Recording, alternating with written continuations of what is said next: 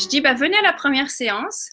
C'est la première rencontre, c'est une rencontre où on fait connaissance. Moi, j'apprends à connaître les valeurs du couple, comment ils vivent l'aventure de la grossesse depuis l'annonce de la grossesse, comment ils veulent être parents. Donc, en fait, j'ai fait parler sur eux par rapport à la grossesse. D'ailleurs, c'est super intéressant parce qu'ils apprennent beaucoup l'un de l'autre. C'est des choses comme, ah oui, tu penses ça, ah, t'as vécu ça, ok. Et le père, comme ça, il fait connaissance avec moi. Et il m'entend vraiment concrètement sur le déroulement, sur comment je suis, comment j'accompagne, mais surtout sur ce que c'est l'autonomie. Et là, il y a quelque chose, parce qu'on est vraiment ensemble, c'est humain, et on se parle de cœur à cœur. Et en général, il y a quelque chose qui s'ouvre chez le papa. C'est rare que finalement ils disent non. Ça arrive, mais c'est très rare. Donc, en fait, c'est ça que je suggère, c'est OK. Le père, c'est de lui dire, OK, on fait une première séance, il n'y a pas d'engagement, tu décides après si tu veux venir ou pas. Et de toute manière, je trouve que c'est pas une séance de perdu si le couple ne continue pas, parce que je leur ai délivré le secret de la communication tout à l'heure. Donc, de ne pas demander au bébé de répondre, mais d'inviter et d'abord de contacter la maman, en fait. Je peux vous montrer un petit schéma. Donc là, on voit un triangle, il y a maman, bébé, papa. Et on voit qu'il y a des flèches dans les deux sens, maman, bébé, papa, maman. Et on voit qu'il n'y a qu'une flèche qui va de bébé à papa. Il n'y a pas de flèche qui va de papa à bébé. Et en fait, c'est ça le secret de l'autonomie. C'est que le père doit passer par la mère. Mm-hmm. Mais le bébé répond. Mais il y a quand même une direction. Voilà. Donc ça, finalement, ça symbolise la façon de communiquer.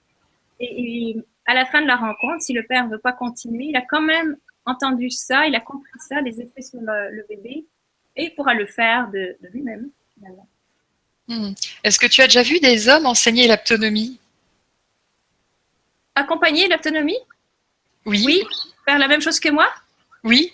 Oui, il y en a. Oui, il y en a. À Montréal, en fait, il y a mon collègue François Dufour. On est les deux spécialisés en autonomie sur Montréal. Donc, oui.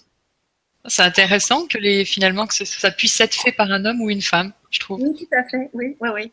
Oui, après, c'est vraiment selon chacun sa sensibilité, quoi. Sa sensibilité. Alors nous avons un commentaire de Baptiste. Bonjour à vous deux, chères âmes. Je suis célibataire, j'ai 34 ans et j'ai 2 filles. Je suis séparée et mon témoignage, si modeste soit-il, est que le couple est complexe. Merci à vous, c'est génial. Merci Baptiste. J'ai pas fait d'études en psychologie de couple. C'est vrai que l'autonomie, c'est plus un art de vivre, un état d'être que tout un accompagnement psychologique. Et c'est pour ça qu'on fait avec des couples qui vont bien, parce que cette approche ne va pas avec la complexité des couples. Ce que je dirais, c'est en tout cas ma vision des choses, c'est pour avoir un couple qui est harmonieux ou qui nous stimule. Enfin, ce qui est important, c'est justement, plus on est nous-mêmes, plus on est en contact avec notre force vitale, plus on est dans la reconnaissance de qui on est, plus on va attirer quelqu'un qui nous correspond.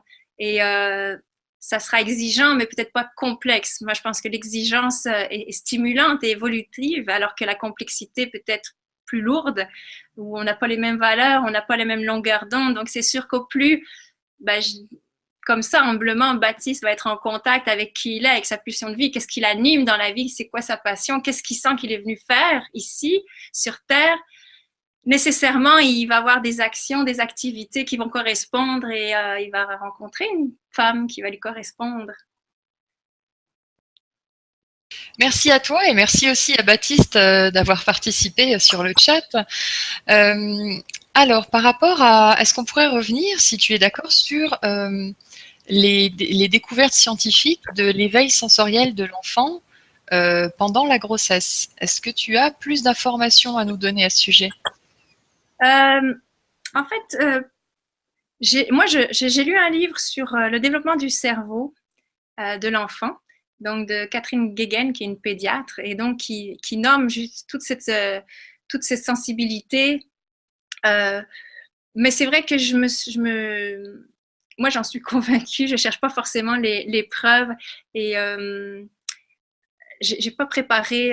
C'est vrai que j'en avais mis sur ma page Facebook. La seule chose que j'ai voulu sortir de ce livre, enfin non, c'est pas la seule chose que j'ai sortie de ce livre, mais que j'ai voulu transmettre, parce qu'il y a beaucoup d'enseignements dans ce livre-là, justement sur comment offrir la tendresse à l'enfant dès le début, parce qu'il la sent. Et en fait, l'enfant, il est comme une page blanche, et à cause de son cerveau qui n'est pas fini de développer, donc on inscrit ce qu'on veut, ce que je vous disais tantôt. Donc si on veut lui inscrire de la tendresse, de l'harmonie, de l'amour, de la bienveillance, on va le faire. Si on est trop sévère, oui, c'est ça, trop strict, ben, on façonne son cerveau comme ça, et ça va être un être humain qui ne va pas être en équilibre. Mais ce qu'elle disait, en fait, c'est que ça commence dès la gestation, et elle disait qu'un vieil adage disait que le meilleur qu'un père puisse offrir à son enfant, c'est de prendre soin de la maman. Et l'autonomie, finalement, c'est ça. Il prend soin de la mère, il améliore son confort, il la confirme, il la sécurise, il lui permet d'être mère, il lui permet de continuer à être femme. Et dans les séances, justement, donc la première séance, si je peux revenir à se dérouler, en fait, la deuxième séance, le papa, il apprend comment, dans quel état, quelle intention prendre contact avec sa femme et son enfant. Et après, il apprend des choses pour soulager le port de bébé de maman. Comment elle va être plus confortable, plus le bébé va grossir, plus ça va en avant, plus il y a la cambrure, il y a plein d'inconfort finalement. Et il y a un papa à la fin qui m'a dit, Justine, j'ai adoré l'autonomie parce que oui, j'ai communiqué avec ma fille, mais aussi, je me sentais tellement utile et de pouvoir améliorer, soulager le dos de ma femme en repositionnant le bébé. Et en fait, le père, comme il a un contact très dans cette intention d'inviter le bébé, de le respecter, de le reconnaître, que quand on fait des manœuvres, là, plus des techniques, effectivement, pour replacer le bébé, pour l'inviter à aller plus en arrière dans le dos pour soulager la maman, et que l'enfant soit plus dans l'axe du bassin, l'enfant, il le vit comme un jeu, finalement. Il ne le vit pas comme « Ok, il faut que je te remonte parce que là, tu déranges en avant. » Le père va aussi apprendre à 35 semaines comment bien le positionner, le bébé aussi, par rapport pour la naissance. Donc, il faut que l'enfant soit droit dans son axe crânio-sacré, entre le sacrum et l'occiput, parce que s'il n'est pas droit, c'est beaucoup plus difficile pour lui de s'engager, de trouver son chemin. Donc, le père va apprendre à redresser l'enfant comme ça, et il va apprendre aussi à mettre son dos contre le ventre de maman. Parce qu'un bébé qui est le dos contre le dos de maman, ça fait mal, et c'est beaucoup plus difficile pour l'enfant de trouver son chemin. C'est des accouchements qui sont longs, la maman a mal pour rien finalement. Et là, le père apprend l'invite à bien le positionner. Et pour moi, un accouchement qui va bien, c'est un accouchement où la mère a un bassin souple, donc ça c'est l'ostéopathe par contre, où la mère ne retient pas son enfant. C'est-à-dire retenir son enfant.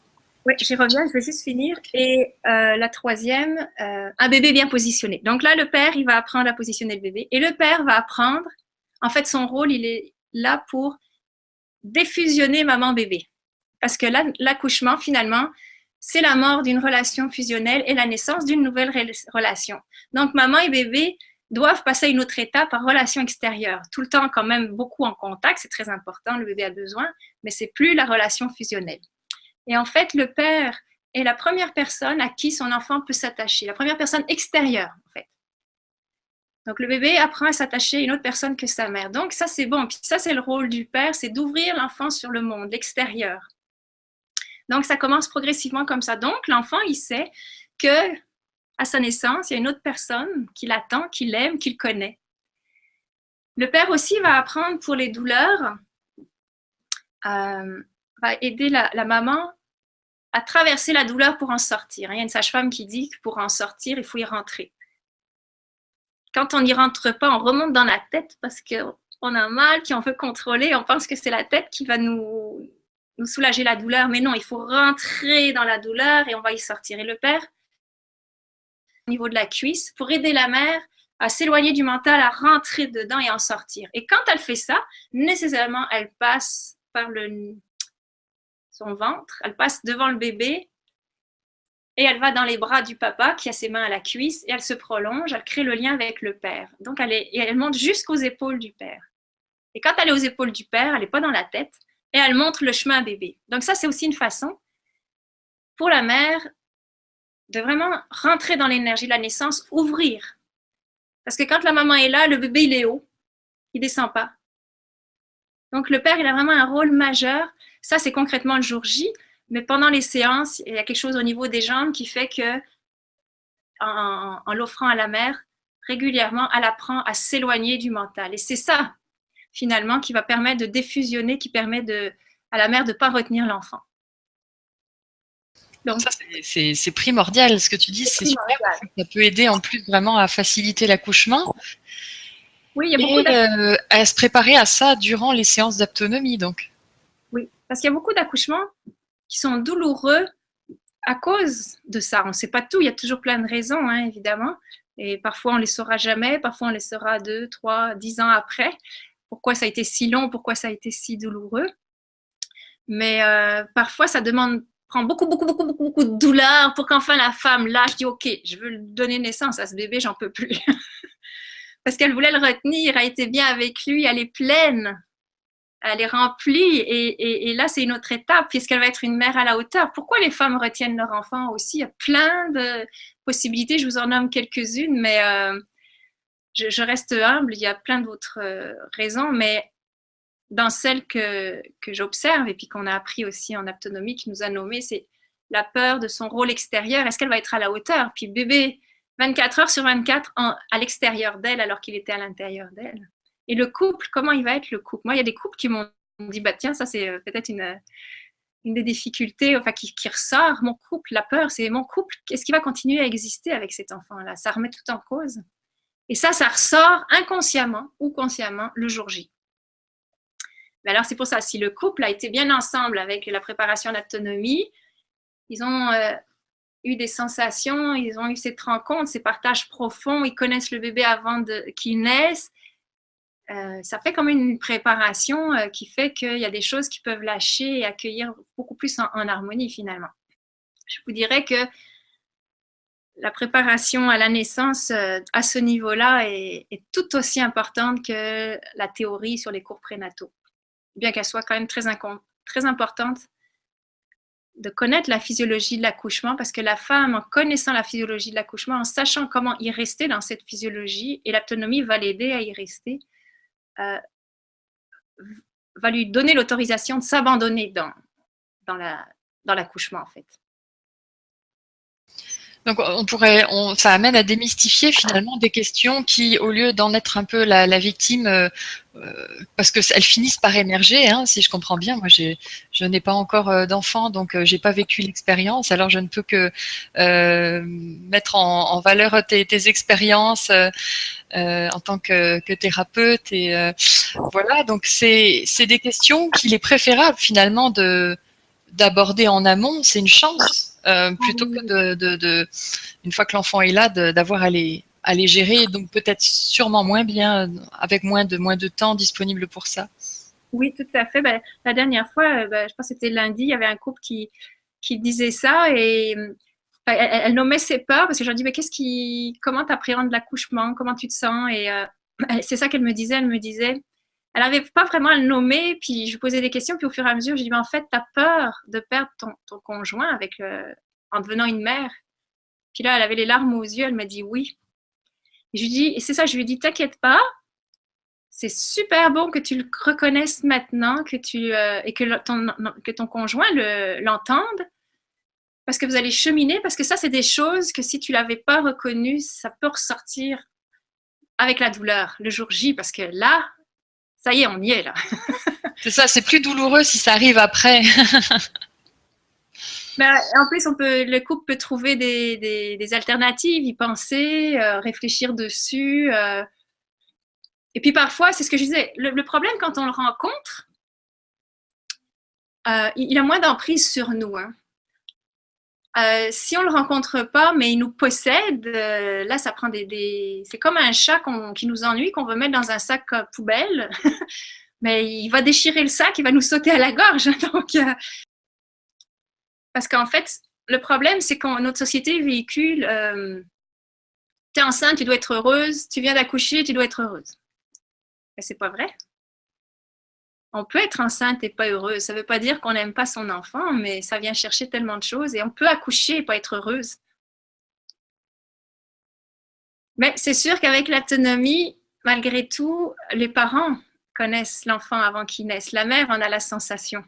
Imagine que le bébé est né, qu'elle l'a dans ses bras, qu'il est né, qu'elle le voit, puis qu'elle lui donne tout plein d'amour. Elle l'a sur son cœur, elle le découvre. Et le papa met ses mains d'une certaine façon sur le nid pour amplifier l'espace pour que le bébé et maman puissent vraiment se rencontrer.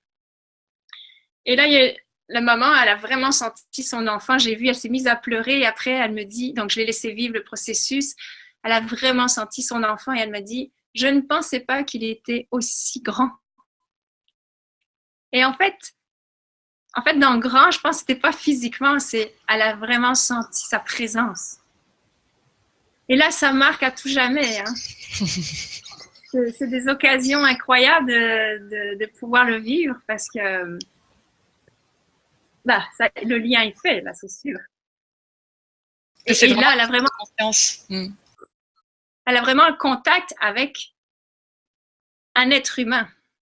C'est pas un bébé, parce que c'est sûr que parfois il y a encore des doutes. Les couples ont quand même des doutes sur, mais est-ce que vraiment c'est vrai là? Est-ce que justement tu parlais de cette sensibilité sensorielle? Est-ce que c'est vrai? Il y en a qui doutent, mais quand le père met la main sur le ventre de la mère, il n'a aucun doute qu'il n'y a pas de hasard et que c'est son enfant qui bouge. Et la mère d'ailleurs le sent vraiment différemment. Ah oui, ça c'est quelque chose que j'aimerais partager sur comment l'enfant se déplace en fait. Je vous expliquais tout à l'heure que en créant une invitation, le bébé se sent reconnu et a une expérience de bon et il vient se coller sous la main. Et voilà, avec ce type d'invitation, le bébé bouge légèrement, il nage, il vient par lui-même sans faire beaucoup sans extérioriser beaucoup. Il n'a rien à prouver pour qu'il existe. Il est reconnu comme tel, donc il bouge tranquillement. Que quand on fait une demande et qu'on attend qu'il réponde, il sent tellement l'attente, la demande, qu'il va donner des coups. Il va faire des mouvements beaucoup plus brusques. Et en fait, comment on sait que le contact est bon du papa? En fonction de comment le bébé répond. Oui, c'est intéressant d'avoir la distinction. Oui, parce que les parents, ça les rassure quand le bébé bouge fort. Je dis oui, mais là, vous êtes en train de demander au bébé de vous rassurer vous. Or, c'est vous qui devez rassurer le bébé. Et la question, c'est qu'est-ce qu'on vient faire? Mais en fait, ça répond à ta question tout à l'heure que je n'ai pas répondu précisément sur la sensibilité et tout l'aspect sensoriel de l'enfant. C'est qu'il capte finalement que les parents ont besoin d'être rassurés. Donc, il va rassurer ses parents, vraiment. Lui, il n'a pas conscience que c'est exactement ça qu'il fait. Mais quand même, il perçoit la source et il y répond à sa façon. Il le perçoit. Ce n'est pas intellectuel, mais il le perçoit. Alors que quand il bouge tout doucement et quand la première séance, je prends contact en premier pour faire sentir à la maman quel type de contact on veut et comment le bébé répond, à chaque fois, elle dit « Oh, c'est tellement doux, tellement petit, mais à la fois grand. C'est subtil et à la fois... Ok, il n'y a pas de mots. Il y a une fascination. Ah oui, et puis le papa aussi, c'est... Et là, la main est pleine du bébé, il câline, c'est tout autre chose que « Ah, il donne un coup là, il donne un coup là. » C'est vraiment différent. Et comme ça, et le bébé ne se suradapte pas. C'est très important parce qu'on a beaucoup entendu parler aussi des facultés du bébé justement à engrammer l'information et puis il y a des parents qui, dans certaines certains pays plus que d'autres, mais qui veulent absolument en faire quelqu'un de performant. Alors, ils vont déjà lui apprendre des langues étrangères, etc. Est-ce qu'il y a un danger, selon toi, à vouloir absolument que l'enfant soit parfait pendant déjà sa formation? Ben non, oui, ben oui, je pense que oui. Par contre, les langues étrangères, ça, vu que son cerveau est en formation, il a toutes les neurones, mais pas toutes les connexions de fait. Lui, il apprend ce qu'on lui donne. Les langues étrangères, c'est vraiment quand on est petit qu'on apprend plein. Donc ça, c'est parce que c'est pas une surstimulation, ça se fait naturel parce qu'il entend les langues. C'est sûr que si rapidement, à 3, 4 ans, pas quoi qu'à cet âge-là, ils apprennent facilement. Donc la langue étrangère, c'est pas un bon exemple. Parce que c'est naturel pour eux, ils apprennent plein de langues. Tout ce qu'ils entendent le plus souvent possible, ils vont le retenir, donc sans aucun effort. Par contre, ce pourquoi je suis pas d'accord, et la science le démontre avec le cerveau, c'est la surstimulation. Nos bébés sont beaucoup trop surstimulés. Moi, avec les ateliers massage où je m'occupe parfois d'enfants à domicile, je vois comment ça se passe, c'est trop, beaucoup trop. Les parents sont stressés en plus et on veut amener l'enfant beaucoup trop loin que ce qu'il peut. Et ça crée des surstimulations. Son cerveau, son néocortex n'est pas fini d'être développé et il est aux prises avec ses émotions. Donc, lui, très vite, une porte qui claque, un bébé, ça peut le mettre hors de lui, une colère ou une peur incroyable. C'est comme si c'était peut-être le dernier jour de sa vie. Et il n'a pas le cerveau pour dire, ben non, c'est juste une porte qui claque. il peut pas savoir. Mais les parents, ils vont en famille pour Noël, il y a beaucoup de monde, on emmène l'enfant au supermarché, ensuite on va faire du bébé nageur, ensuite on va faire du yoga postnatal, ensuite... C'est déjà les Jeux Olympiques. Et on veut qu'il soit, parce qu'on veut pas qu'il soit capricieux, on veut pas que le parent soit esclave de l'enfant. Alors effectivement, on va dans toutes sortes on veut le contrôler, le maîtriser mais en fait, en faisant ça, on le surstimule et on le compresse et c'est insupportable pour son cerveau. Donc un bébé ne fait jamais, jamais, jamais de colère, jamais. Enfin, je veux dire, oui, il fait des colères, mais il ne manipule jamais son parent. Il n'est pas capable. Donc, quand le parent le surstimule et veut trop et qu'il soit parfait, il mange bien, qu'il soit pas sale, puis toujours lui dire non, fais pas ci, non, fais pas ça, ça c'est dangereux, ou déjà de vouloir qu'il soit autonome avant l'âge, ça met beaucoup trop de pression sur son cerveau et c'est très néfaste, effectivement.